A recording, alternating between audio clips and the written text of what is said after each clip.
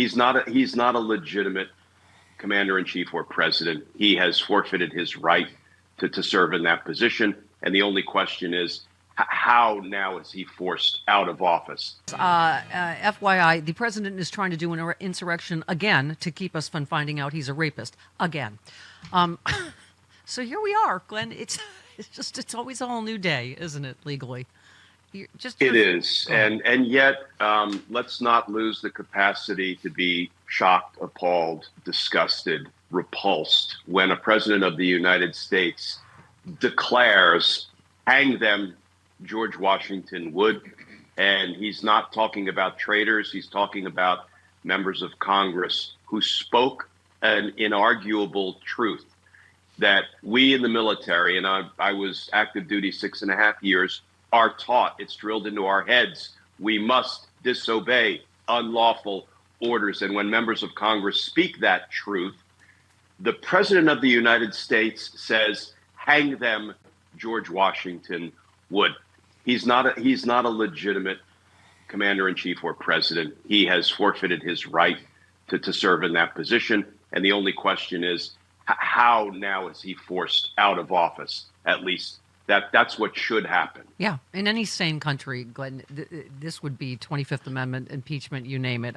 It's just, you always think there's not a pale that he can go beyond, and then there is. By the way, as you know, interesting breaking on the same day, judge rules Trump's deployment of National Guard in D.C. is illegal. So the president has given a lot of illegal orders, including in extrajudicial waters, including turning the military against, that's the biggest thing. You used to be happy when the military showed up, right? Because they were there to help. Usually there's been a natural disaster or something. They're there to protect the American people, not bully or threaten or shoot them in the knees as the first illegal order he gave that General Milley refused, right? Yeah, and there are growing indications, Steph, that the military is at war with itself internally, figuratively speaking.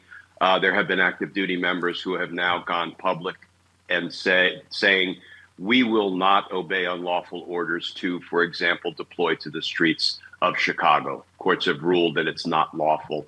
So I think you're going to see the resistance from within the military to Donald Trump's unlawful commands begin to grow. And the one thing I think we can all agree on is he's losing power every minute of every day. He's losing in the courts. He's losing in the court of public opinion. And he just lost colossally in Congress on the Epstein files vote. So he's not going to get stronger. He's going to continue to get weaker. Can I just ask a question, Glenn, on the D.C. ruling? So the judge ruled the Pentagon's deployment of National Guard troops to D.C. was illegal. But she stayed her own order while, of course, the matter is appealed again. Because you got about, 2,000 National Guard troops there. The judge concluded the federal government overstepped its legal authority. So what happens now? Because, we have these just endless appeals, right? So the judges, it gets frustrating because so many federal court judges have found that what Donald Trump has done is unlawful and unconstitutional. You can violate both federal statutes and the Constitution. It's like doubly illegal. But what the judges almost always do, is they stay the execution or implementation of their order until Donald Trump can run it up the appellate chain. And frankly, I wish that wasn't the case. I wish they would maintain the status quo, which is that things must be done lawfully and constitutionally while you run up the appellate chain. But, the Supreme Court is the worst offender of all at that. So this is the nature of, unfortunately, our justice system. By the way, I saved another one for you, speaking since you brought up the Supreme Court. Stonekettle said lawmakers reminding the U.S. military they are required by law to refuse unlawful orders. Let me tell you what will happen next. Trump and his lackeys in Congress and his bought and paid for Supreme Court will change the law so that all of Trump's orders, no matter how unconstitutional and insane, are lawful. Everything the Nazis did was legal once they were in charge of the law. And again, you were warned over and over again that it would come to this, and now it has.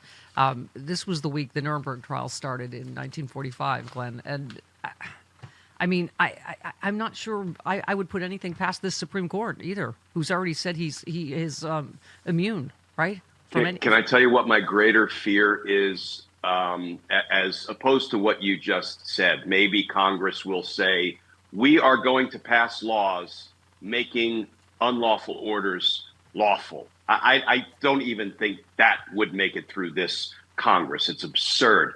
Here's my fear, Steph.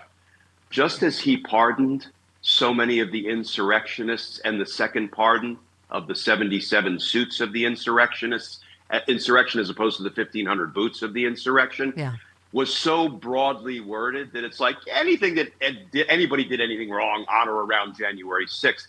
My great fear is that he will issue a blanket pardon to the entire military, to all military members, saying you can comply with every flippant order I give. Don't worry your pretty little head about whether it's lawful or not. Okay, as you just said, and sorry to introduce on to that happier fresh out. times. Sorry. Let's talk about the Epstein files. You said the Epstein files are closing in on Trump. So obviously, I've me, I like my legal news happy clappy. But some people are saying there's no way they're going to scrub them. You were never going to see the real thing, and other people saying that is not going to be possible, including Thomas Massie, who said, "I will read the entire thing into the record on the floor of Congress."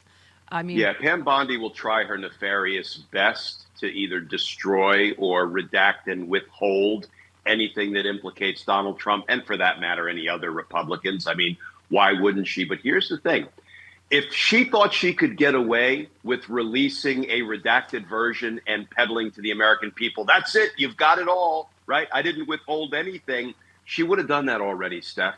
The reason she can't is because I believe there are too many people in the Department of Justice, specifically at the Southern District of New York U.S. Attorney's Office, which prosecuted Ghislaine Maxwell and was in the process of prosecuting Jeffrey Epstein. They know everything that's in there. So push comes to shove, the Maureen Comeys of the world, and there are hundreds like her, can step to the dang cameras and say, no, let me tell you, because Pam Bondi's lying to the American people. Well, getting sick always happens at the worst time, doesn't it? Middle of the night, weekends, right before the holidays, your doctor's office is closed, urgent care means long waits and big bills. That's why I keep a medical emergency kit at home. Prescription medications ready when I need them. This is not a first aid kit. It's like having urgent care and pharmacy right in your home.